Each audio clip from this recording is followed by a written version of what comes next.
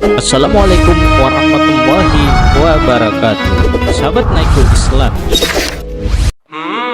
bagaimana Allah berdialog dengan akal dan nafsu? Dalam sebuah kitab Tanbihul Ghafilin dan Duratun Nasyihin dijelaskan bahwa Allah menciptakan akal. Allah kemudian berfirman, "Wahai akal, menghadaplah engkau."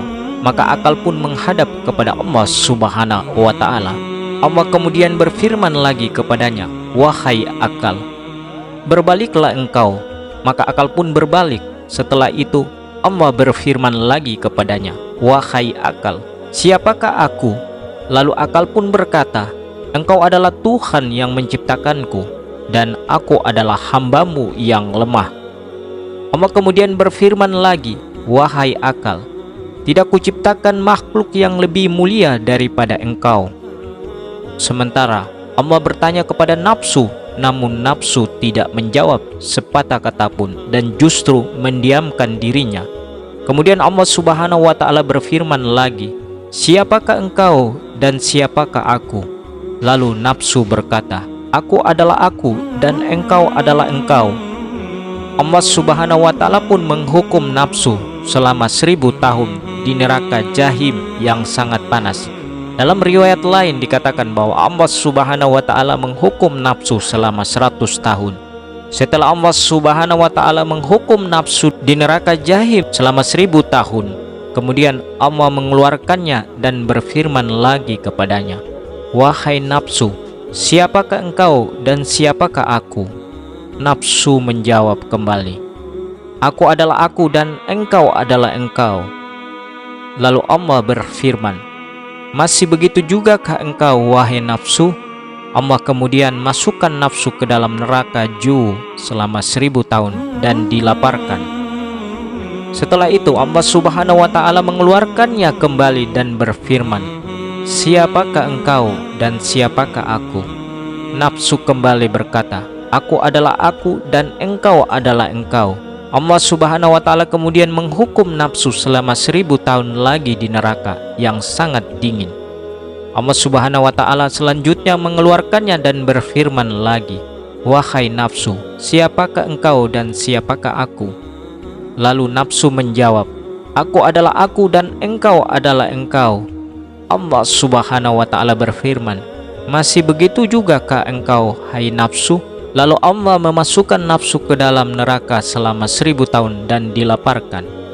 Setelah itu Allah Subhanahu wa ta'ala mengeluarkannya kembali dan berfirman kepada nafsu, "Wahai nafsu, siapakah engkau dan siapakah aku?" Lalu nafsu menjawab, "Aku adalah hambamu dan engkau adalah Tuhanku." Allah Subhanahu wa ta'ala lalu berfirman, "Wahai nafsu, sekarang kau masuklah bersama tubuh anak Adam." Sesungguhnya Allah Subhanahu wa ta'ala menciptakan nafsu itu sebagai cobaan untuk menguji manusia yang sudah sanggup memikul amanah.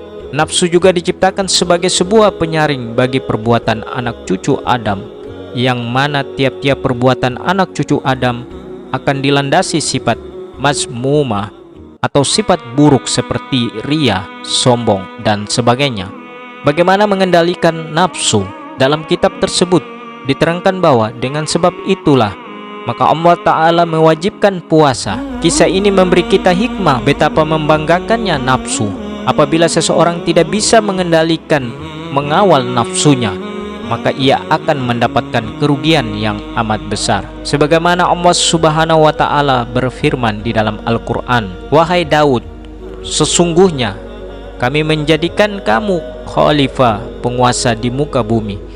Maka berilah keputusan perkara di antara manusia dengan adil, dan janganlah kamu mengikuti hawa nafsu, karena ia akan menyesatkan kamu dari jalan Allah." Quran Surat Sad ayat 26. Untuk kita ketahui, nafsu merupakan bagian dari makhluk Allah. Nafsu bisa diartikan sebagai ruh, nyawa, tubuh dari seseorang, darah, niat orang, dan kehendak atau keinginan, kecenderungan, dorongan hati yang kuat. Secara istilah, nafsu adalah sesuatu yang lembut pada diri seseorang, yang menimbulkan keinginan atau dorongan hati untuk memuaskan kebutuhan hidupnya. Meskipun bukan hal yang mutlak buruk, nafsu memiliki kecenderungan untuk menyimpang, sedangkan hawa nafsu adalah kecondongan jiwa terhadap sesuatu yang disukainya sehingga keluar dari batas syariat. Imam Al-Ghazali dalam kitab Ihya Ulumuddin berkata, kebahagiaan adalah ketika seseorang mampu menguasai nafsunya. Kesengsaraan adalah saat seseorang dikuasai nafsunya. Mengenai nafsu itu, Rasulullah SAW bersabda, tidaklah beriman salah seorang di antara kalian sampai ia menundukkan hawa nafsunya untuk tunduk pada ajaran yang aku bawa. Imam An-Nawawi. Demikian penciptaan akal dan nafsu. Semoga Allah Ta'ala memberikan kita taufiknya sehingga bisa mengendalikan dan menundukkan nafsu. Wallahu a'lam bishawab. Assalamualaikum warahmatullahi wabarakatuh.